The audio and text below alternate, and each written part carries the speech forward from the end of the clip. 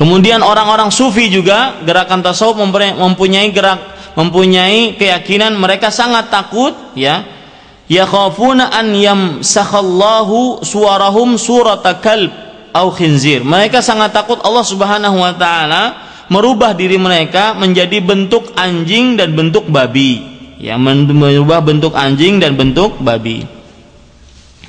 Nah, ini sifat takut seperti ini para ikhwah sekalian, ya, selalu takut, tidak pernah tersenyum, selalu takut, tidak pernah tertawa, selalu takut, ya, selalu takut. Takut yang berlebihan ini berbeda dengan apa yang dikerjakan oleh Rasulullah Shallallahu Alaihi Wasallam.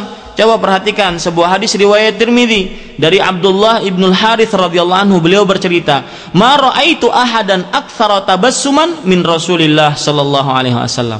Aku tidak pernah melihat Rasulullah sallallahu alaihi wasallam, aku tidak pernah melihat seseorang yang paling banyak senyumnya daripada Rasulullah sallallahu alaihi wasallam. Ya, senyum para ikhwah sekalian, menghadapi orang senyum, ketika bertemu dengan orang senyum. Ini termasuk daripada hadiun Nabi Sallallahu Alaihi Wasallam, petunjuk Rasulullah Sallallahu Alaihi Wasallam. Tidak senantiasa selalu takut. Iya, kita takut kepada Allah Subhanahu Wa Taala. Dengan takut tersebut kita akan menjauhi maksiat. Dengan takut tersebut kita takut daripada dosa. Karena kalau seandainya kita tidak takut, kita akan meremehkan maksiat, dosa kepada Allah Subhanahu Wa Taala. Tetapi takutnya jangan terlalu berlebihan, akhirnya menjadikan orang putus asa. Akhirnya seperti yang dikatakan tadi, seperti at-thair al-madhbuh, seperti burung yang sudah disembelih, saking takutnya tergeletak di atas tanah, takut. Maka di zaman-zaman itu sering orang baca Quran saking takutnya langsung mati, dibacakan Al-Quran langsung pingsan, sering itu karena saking terlalu takutnya, ya. Kemudian juga coba perhatikan hadis Rasulullah Sallallahu Alaihi Wasallam dari Anas bin Malik radhiyallahu anhu, beliau bercerita, "Kana Rasulullah Sallallahu Alaihi Wasallam min ahsanin nasi khuluqan." Rasulullah SAW itu adalah orang yang paling baik budi pekertinya. Fa arsalani yauman li hajatin faqultu wallahi la adhab. Suatu ketika Rasulullah SAW menyuruhku untuk sebuah keperluan. Kemudian aku berkata kepada diriku, demi Allah aku tidak akan pergi. Anas bin Malik radhiyallahu anhu waktu itu masih kecil. Wa fi nafsi an adhhaba lamma amarani bihi Rasulullah SAW. Dan di dalam diriku aku berniat ingin pergi juga. Tapi aku berkata tidak akan pergi. Tapi dalam diriku aku akan pergi. Ketika Rasulullah SAW memerintahkan aku. Fakharajtu hatta amurra ala sibyanin wa huwa yal'abuna fis suq. Lalu aku pun keluar. Kemudian aku melihat anak-anak kecil bermain di pasar.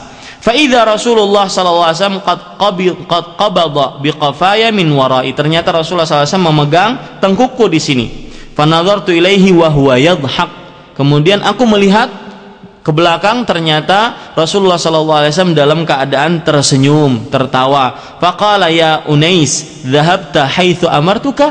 Wahai Unais, yaitu bentuk kecil daripada Anas sebagai bentuk kasih sayang kepada Anas bin Malik radhiyallahu anhu. Dhahabta haitsu amartuka? Wahai Unais, apakah engkau telah pergi kemana yang aku telah perintahkan untuk pergi? Kemudian qultu na'am ana adhabu ya Rasulullah. Iya wahai Rasulullah, saya sekarang pergi. Ya. Ini diriwayatkan oleh Imam Muslim. Ini menunjukkan bahwasanya Rasulullah sallallahu alaihi wasallam tertawa, ya para ikhwah sekalian. Kemudian yang selanjutnya yaitu Waalaikumsalam warahmatullahi. Ya, selanjutnya yaitu terlalu menyandarkan diri, bertawakal, terlalu bertawakal, tidak mengambil sebab-sebab. Ini juga ajaran yang berlebihan dari gerakan tasawuf. Terlalu bertawakal, tidak pernah mengerjakan sebab-sebab, tidak pernah mengerjakan sarana-sarana untuk mendapatkan sesuatu.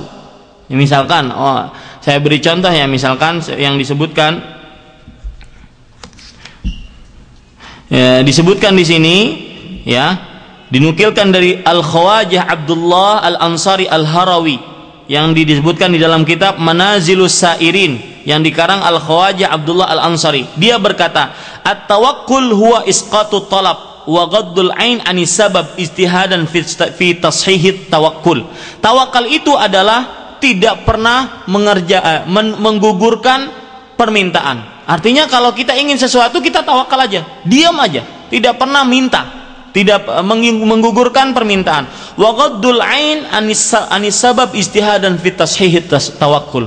Artinya menutup mata tentang sarana-sarana agar berusaha benar-benar bisa bertawakal yang benar. Itu tawakal tidak benar seperti itu.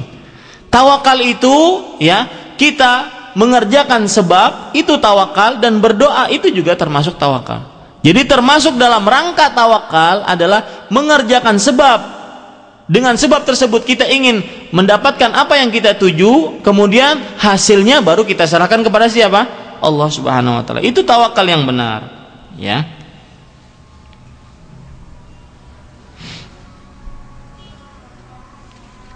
Nah, coba perhatikan sekarang Rasulullah Shallallahu Alaihi Wasallam, sebuah hadis diriwayatkan oleh Imam Muslim.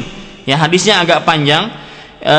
Keyakinan orang-orang atau sikap terlalu berlebihan yang dimiliki oleh gerakan tasawuf, yaitu bertawakal tanpa mengerjakan sebab, tanpa mengambil sebab, tanpa mengambil sarana, ini berbeda sekali dengan apa yang dikerjakan oleh Rasulullah Shallallahu Alaihi Wasallam. Suatu ketika Abu Hurairah radhiyallahu anhu bercerita, suatu ketika Rasulullah Shallallahu Alaihi Wasallam keluar pada siang hari atau pada malam hari.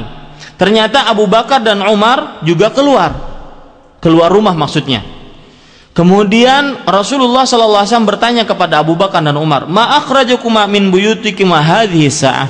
Apa yang menyebabkan kalian berdua keluar dari rumah kalian pada waktu seperti ini? Kemudian keduanya berkata, al-ju', karena lapar wahai Rasulullah. Yang menyebabkan kami keluar ini karena lapar wahai Rasulullah. Kemudian Rasulullah SAW berkata, wa ana walladhi nafsi biyadihi la akhrajani alladhi akhrajakuma qumu. Dan aku juga demi jiwaku yang berada di tangan Allah Subhanahu wa taala, yang mengeluarkan aku dari rumahku adalah karena seperti apa yang mengeluarkan kalian, yaitu karena lapar. Ayo kita sekarang nyari jalan, qumu, jalan. Faqamu ma'ahu, kemudian mereka pun berjalan bersama. Fa'ata rajulan minal ansor, lalu Rasulullah SAW mendatangi seorang laki-laki dari kaum Ansor. Fa'idha huwa laysa fi baiti, ternyata orang tersebut tidak ada di rumahnya. Falamma ra'athul mar'ah qalat marhaban wa ahlan, ternyata istrinya ada dan mengatakan marhaban, selamat datang, wa ahlan, wahai keluargaku. Faqala laha Rasulullah aina fulan, kemudian Rasulullah SAW mengatakan, di manakah suamimu? Kemudian istrinya berkata, dhahaba yasta'dzibu lana minal ma, dia pergi ngambil air. Kemudian idja al-ansari fanadhara ila Rasulillah sallallahu alaihi wasallam wa sahibai, kemudian suaminya ingin datang, setelah ngambil air datang, dan dia melihat ada Rasulullah sallallahu alaihi wasallam dan juga ada Abu Bakar dan Umar. Kemudian dia berkata, alhamdulillah ma ahadun al-yawma akrama adiyafan minni, segala puji bagi Allah Subhanahu wa taala, tidak ada hari ini yang paling mulia mendapatkan tamu kecuali aku. Fantalaqa faja'ahum biadkin fihi busrun wa tamar wa rutab, kemudian dia mengambil, kemudian dia pergi, kemudian mendatangkan adq, mendatangkan tangkai, di dalamnya ada kurma yang masih benar-benar busur, yaitu yang belum matang, dan juga tamar, dan juga rutab. Ya, ada yang kering, ada yang sudah rutab. Faqala qulu min hadhihi wa akhadha al-madiyah. Faqala lahu Rasulullah sallallahu alaihi wasallam iyyaka wal halub, fadhabaha lahum faakalu min asy-syat wa min dzalikal adu wa syarabu. Kemudian kata orang Ansari yang punya rumah tadi, silahkan makan kalian dari ini.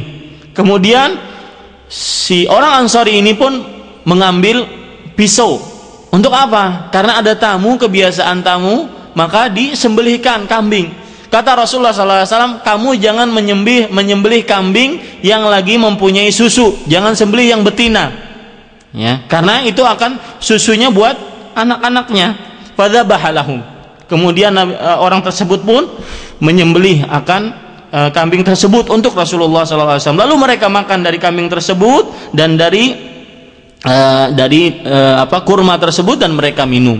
Ini Rasulullah SAW mengambil sebab, ya, mengambil sebab. Beliau pergi orang untuk mencari makanan, tidak duduk saja di rumah. Demi Allah para ikhwah sekalian, ketika kita berkata seperti ini, ingin membandingkan seperti ini, kita ingin tahu apa yang dikerjakan oleh Rasulullah sallallahu alaihi wasallam. Kita tidak seperti yang dikatakan oleh orang bahwasanya kita tidak mencintai Rasulullah sallallahu alaihi wasallam. Kita ingin hidup kita seperti hidupnya Rasulullah sallallahu alaihi wasallam. Kita tidak ingin dituduh oleh orang, ya, kita tidak mencintai oleh Rasulullah sallallahu alaihi wasallam. Demi Allah, apapun hilang silahkan, harta apapun hilang silahkan, tetapi kecintaan kita, lebih cinta kita kepada Allah dan kepada Rasulullah sallallahu alaihi wasallam. Banyak sekali para ikhwah sekalian sebenarnya yang disebutkan oleh Syekh hafizahullah rahimahullah taala Ihsan Ilahi Zahir di dalam kitab beliau Dirasat Tasawuf, dan wallahu alam saya kira ini juga sudah diterjemahkan ke dalam bahasa Indonesia. Jadi kalau seandainya antum pulang ke Indonesia mungkin bisa dicari sebagai pembendaharaan ilmu para ikhwah sekalian dirahmati oleh Allah Subhanahu wa taala. Yang terakhir para ikhwah sekalian dirahmati oleh Allah Subhanahu wa taala, saya ingin menyebutkan bahwasanya pengajian ini bukan berarti kita ingin mencela satu kaum dengan kaum yang lain, tetapi kita ingin mencari kebenaran. Kita ingin mencari kebenaran dan akhirnya beragama Islam dengan agama Islam yang benar, yang sesuai dengan Al-Quran dan Sunnah Nabi Muhammad sallallahu alaihi wasallam, dengan pemahaman para sahabat Nabi Muhammad sallallahu alaihi wasallam radhiyallahu anhum ajma'in. Karena sesungguhnya Allah Subhanahu wa taala telah menciptakan kita untuk beribadah kepada Allah Subhanahu wa taala. Wa ma khalaqtul jinna wal insa illa liya'budun. Dan aku tidak menciptakan kalian jin dan manusia kecuali untuk beribadah kepadaku. Dan oleh sebab itu tujuan kita ada di muka bumi ini adalah beribadah kepada Allah Subhanahu wa taala. Oleh sebab itu kita harus mencari bagaimana ibadah yang diinginkan oleh Allah Subhanahu wa taala, ibadah yang diridhai oleh Allah Subhanahu wa taala, tidak ibadah yang dibuat-buat oleh kita sendiri, tidak ibadah yang dibuat oleh hawa nafsu kita sendiri. Ibadah yang diinginkan oleh Allah itu bagaimana? Dan itu jawabannya ada di dalam Al-Quran dan Sunnah, ada di dalam sejarah Rasulullah SAW. Bagaimana Nabi salat, bagaimana Nabi berpuasa, bagaimana Nabi berbudi pekerti, bagaimana Nabi berhubungan baik dengan Allah, dengan manusia. Itu semua ada di dalam kitab Al-Quran dan hadis-hadis Rasulullah SAW. Apa yang baik itu hanya dari Allah Subhanahu wa taala, apa yang buruk itu dari kami pribadi manusia biasa. Wassallallahu nabiyana Muhammad walhamdulillahirabbil alamin. Subhanakallahumma bihamdika asyhadu an la ilaha illa anta astaghfiruka wa atubu ilaik. Wassalamu alaikum warahmatullahi wabarakatuh.